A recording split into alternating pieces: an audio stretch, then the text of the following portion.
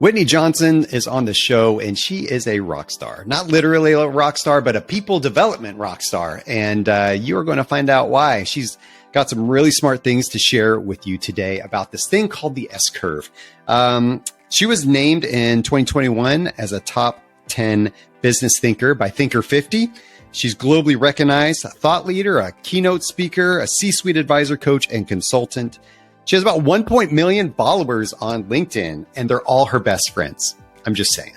Whitney has a lot of exposure. She's made a lot of contacts. A lot of people wanted to. That tells me right there that people want to hear what Whitney has to say.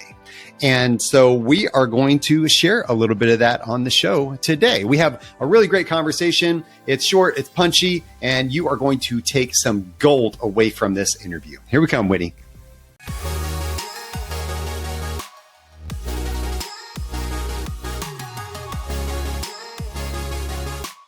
Whitney Johnson, what's up? How you doing? I'm doing great, Scott, and I am loving the images right behind you. Those are especially the one to the left. Thank you. Right.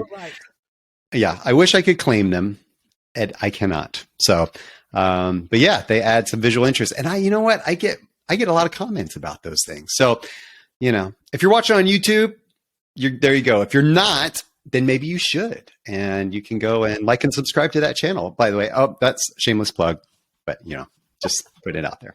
Whitney, what's going on with you? So you train teams on how to develop people.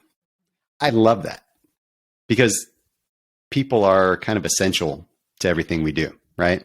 So let's talk a little bit about this unique thing. Well, I think it's unique to me because I don't really understand totally all of it yet. Tell me about the S-curve. You are so jazzed about this thing right now, this S-curve idea. Tell me about it. I am. Yes. So we have devised something called the S-curve of learning, which helps you understand what growth looks and feels like. And the reason that's important, and then I'll tell you what it actually does, is that we want to grow. We want to grow our people. We understand that to grow our business, we need to grow our people, but we don't always know how. And so what we have created or devised is the S-curve of learning that gives you that map that helps you get smart about growth. It helps you answer questions like, why is it so hard to start something new? Why, once you do start, does it become easy? And why is it that you can be really good at something and feel like you can no longer keep doing it? And the S-curve helps you answer those questions. And when you can answer those questions, you can grow. And when you can grow, you can unlock your potential. And every single person on this planet, growth is our default setting. We are wired to grow. And as you just alluded to a moment ago, people are not the most important asset in your organization. They are the organization. So how are you going to grow your people? So shall I explain what the S-curve of learning does? We should just end the show and just leave everybody hanging, No, I'm just kidding. Yes, we should. So here's the thing. Those questions are truly oh my gosh, yes, please. Can I understand those things? So yeah, give us some goods here. Yeah. So yeah, don't you like how I opened up that loop? See, as a communication expert, I'm sure you were watching. Look at that loop. Masterful. Love it. All right. So the S-curve itself, just to give you some background, it was popularized by Everett Rogers, a sociologist, and he used it to understand how groups change over time. And then as I worked with Clay Christensen, the late Clay Christensen at Harvard Business School, we were using it, applying it in our investing. My big insight or aha was that the S-curve could help you understand not only how groups change, but how individuals change. So here's what's happening in your brain every single time you start something new. It is running a predictive model. It has a hypothesis.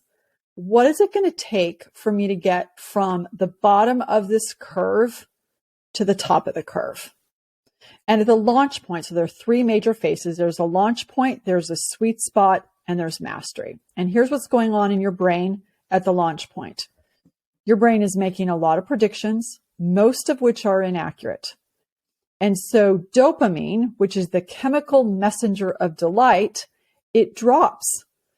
So the experience that you have at the launch point is that you feel overwhelmed, discouraged, frustrated, maybe like an imposter, impatient. And it's not that growth isn't happening. It is. In fact, it's happening very quickly, but because it's not yet apparent, the experience is that it feels like a slog. It feels slow, which is why it is very difficult to start something new. You can start, but it's hard to persist. So that's the launch point of the curve. Then you hit the knee of the curve and that tipping point that Malcolm Gladwell popularized, and you move into that steep, sleek back of the curve, which is called the sweet spot. And what is happening there? Your predictions are becoming increasingly accurate. And so dopamine starts to spike. You have these emotional upside surprises. You feel exhilarated. You feel like you're exactly where you're supposed to be. And so growth here is not only fast, but it feels fast, which is why once you do start and the momentum takes over and it's easy to keep going. And then mastery is a very interesting place. This is the top of the curve. Because what's happening here? Well, now you've actually figured some things out. The predictive model works, but that means that you're no longer learning as much as you were learning. And so dopamine's kind of flatlining, which means growth is slow. And so now there is a dilemma at that top of that curve. And it doesn't mean you're the master of the entire universe. It's just that you've mastered whatever it is that you set out to accomplish. You've got this dilemma of, on the one hand, you really like the status quo. You like being on top of the mountain. You like being master of all that you survey. It's very comfortable. But because your brain needs dopamine, because learning is the oxygen of human growth, because if you're not growing, you're dying, because you may feel like there's more for you to do on the planet, you walk into the dilemma and you keep climbing. Otherwise, the plateau becomes a precipice. Now, once you understand this S-curve, it helps you make meaning of your experience. It helps you make meaning when you start things that are new. It helps you make meaning of, why am I really good at this and feel like I can no longer do it? It allows you to have a conversation or a language around growth for yourself, with people on your team, and your entire organization. And that is why I'm excited, because growth is our default setting, and this gives you a map to do it. How do I determine where I am? Well, there are multiple ways you can do it. The simplest way to do it is to get out a piece of paper and just draw a launch point, sweet spot, and mastery. And notice you can be on multiple curves at any given time. But one of the ways that you're going to know if you're on the launch point is, as we started to describe, is you say to yourself, I thought it was a good idea to do this new thing, but I'm feeling really overwhelmed. I'm feeling out of my depth. Oh yeah, situation normal. I'm on the launch point. One of the ways you're going to know you're in the sweet spot is if you find yourself saying, wow, I'm really enjoying this work that I'm doing. I feel like it's hard, but it's not too hard. And it's definitely sort of easy, but it's not too easy. And you feel this sense of flow and this sense of capacity and competence and agency around the work that you're doing. And that tells you that you're in the sweet spot, because it feels really good to be there. And then the way that you know you're in mastery is, as I started to say, is there's a sense of, I think I've done what I set out to do. I've accomplished it. And I feel a little bit bored, and I kind of feel like I've paid my dues, and I feel like there's more for me to do on this planet. Those are all indications that you're in mastery, and it's time for you to either say, okay, this is a summit, not the summit, and keep climbing, or it's time for you to do something completely new, to disrupt yourself entirely and move to a new curve. Okay. So as you're explaining this, I'm thinking about, okay, because this is me and this show's all about me, right? So I'm going to make it all about me. Of course. So if I'm thinking about where I am on this curve, right? So I'm like, okay, so I'm at launch on various things I'm doing, right? So innovations that I'm trying to do with the show here, or with my sales model, or with my coaching structure, whatever I'm doing. Okay. Cause I get bored easily if I try to do too many of the same things over and over and over and over again. So I'm kind of in that state, but yet I'm in this also flow state where I have a rhythm with some of my clients and it's going really well. But what I've noticed is like, I've been analyzing this over the past week or so, because sometimes I'll look at my calendar and feel like, oh no, like I just, I don't want to. And if any of my clients are listening to this, it's not you that I'm thinking about in particular, but it's like, I'll look at my schedule and go, man, I am just like back to back and I don't have any time to breathe and I don't have any time to like sit and create. I'm just kind of doing and not creating. And I realized I need that balance, right? In order to kind of thrive in that space. So does that make sense with what you're saying? You actually raised something really interesting. So let's explore that for a minute, because I would argue that you are in this sweet spot, because it sounds like you're really enjoying the work that you're doing and you're really enjoying the clients that you're doing that work with. But I think that you have identified something that came up for a lot of people during the pandemic, which is, it's not that you don't enjoy your work. It's just that you're a little bit tired. You need a little bit more space. And I'll help you sort of let me clarify. So we have this assessment tool that allows you to say, where am I on the curve? And, you know, how much growth upside do I continue to perceive that there is in this particular role that I'm in? But the other thing that it assesses is what tools do I have in my backpack to move along this curve, these tools of self-disruption that will allow me to make progress along the curve. And one of the tools is stepping back to grow. Now, historically, step back to grow was I'm willing to make a lateral move in my organization, or I'm going to even take a backwards move because I believe that in the future I can slingshot forward. But in our research, as we administered this tool, what emerged is that the step back that people needed to take was to reflect and to recharge. And then we looked at this further, and there's this wonderful quote from Tiffany Shlain, who says, what if we thought of rest as technology? That the promise of technology is that we will be more productive. We will be able to move forward faster. And we know from the research also that rest allows us to be more productive. And so what I would argue is that sometimes you can be very much in the sweet spot, which it sounds like you are, but we need to take that step back to rest and recharge along that mountain so that we have the energy that we want to have in order to continue to move up that S curve. I like this. So this is putting some context behind, the 12-week year. What's that? That framework of looking at this idea of your goal setting and things that you're doing in productivity as 12-week sprints as opposed to year long. Oh, okay. Right. Basically in quarters. Yeah. Basically in quarters. Right. But it's this idea that I'm going to set a quarterly goal and then work on little micro things in order to get to that. But there's actually a 13th week in every quarter, right? And so what we do is we take that week at the end of every quarter with nothing on it to plan and to recharge and reset for the next quarter. So similar to what you're talking about? That's not what I was talking about, but I think that's terrific. And what it reminded me of when you said it is that, you know, for anybody who studied the Old Testament, they talk about the Jubilee year. Like you've got seven times 7 years, but then you've got that 49th year, which is the Jubilee year. And I love that idea of what you're describing. Here's what I would say, Skot. I think that it would behoove all of us to build into our calendars that 13th week. But I would say too, in the spirit of little d disruption, of disrupting ourselves a little bit every day, it could also mean that in between each meeting, in between each podcast interview, we stand up and we walk around for 2 minutes, or we stand up and we breathe, or we do or we stretch. So I think it's a both and. Yeah, that's really good. And I constantly remind my clients, and I've tried to get really good about this year. I'm trying to be more intentional about it, because what I'll do is my meeting will go right till 11, maybe 11:01.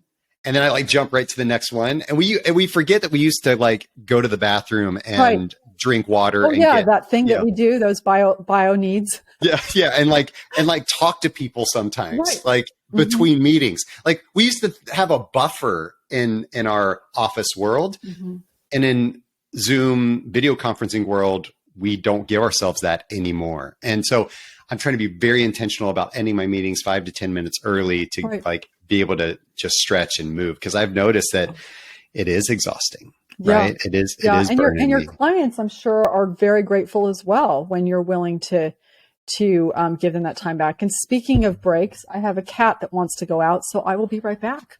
Okay. This is a great time. So I'm gonna reflect right now. Yes, please reflect.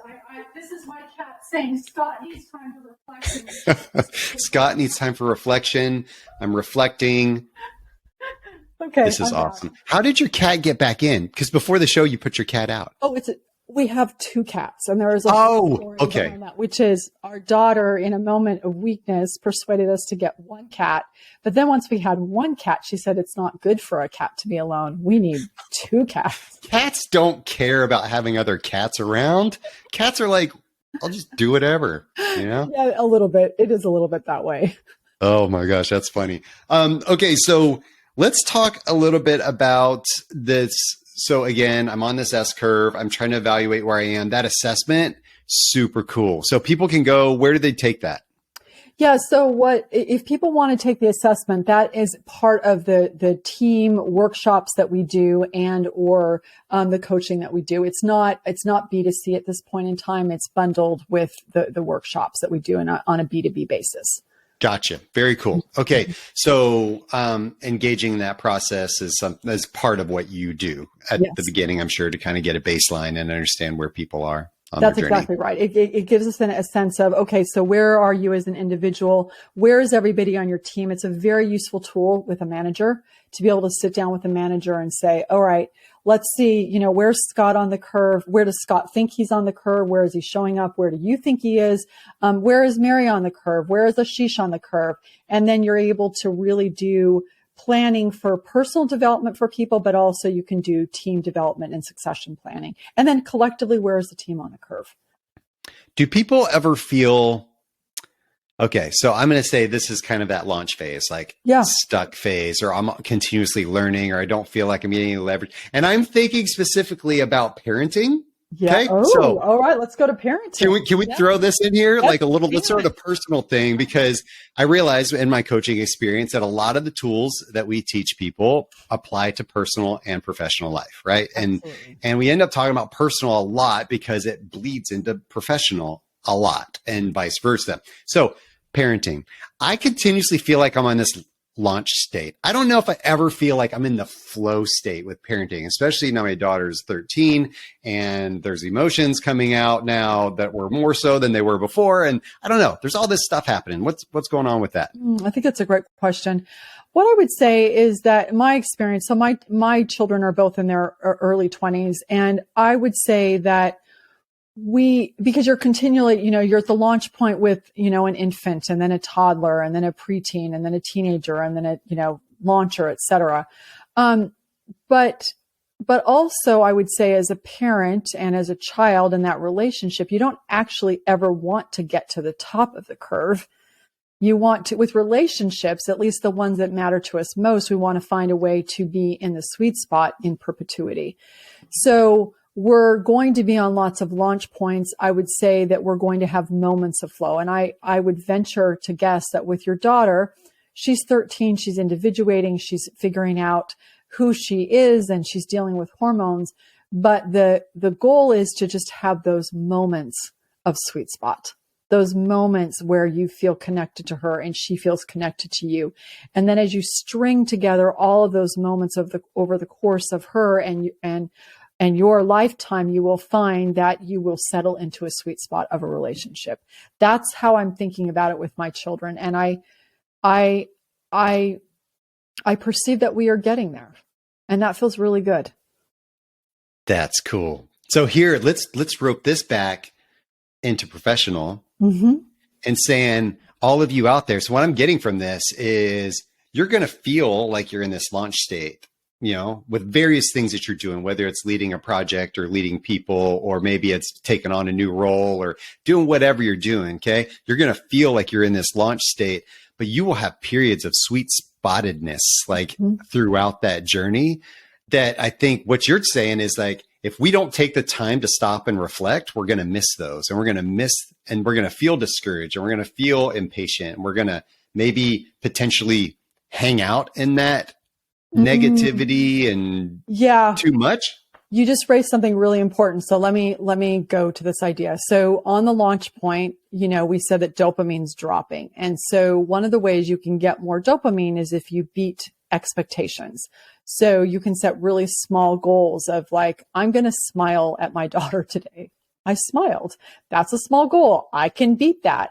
And then you get this dopamine that allows you to build momentum along the curve. The other thing that we have been thinking a lot about, and actually have done some workshops around this, is marking the moment and of celebrating. Because what we know from celebration is that it releases all sorts of feel-good chemicals. It releases endorphins. It releases serotonin. It releases dopamine. And so when you start something new, just celebrate that you started. So at the launch point, and when you're in the sweet spot, celebrate that you are in the process of doing it. And when you're in mastery, celebrate that you did it. But if you're willing to take that time to celebrate and mark the moment, BJ Fogg, the social scientist, said it's a lot easier to make progress when you feel good and not bad. And so as we take those moments to celebrate that sweet spottedness moment that you just described, then that's going to give us the ability to build momentum along the curve, not just in the sweet spot, but at all points along the curve. And I would actually argue, we talk about peak performance. I don't think peak performance is just being in the sweet spot. I believe that peak performance is the ability to move through all phases of this growth cycle, because it's moving through all phases of this growth cycle, which is what allows you to be a person who is perpetually in growth. Yes. Okay. All right. I feel like we're in the sweet spot, Whitney. I do too. And it's fun. I feel like we're nailing it. I feel like we're nailing it, because we don't want to get to the point where we're mastering this, because then we're just bored with each other. So we know it's time to end.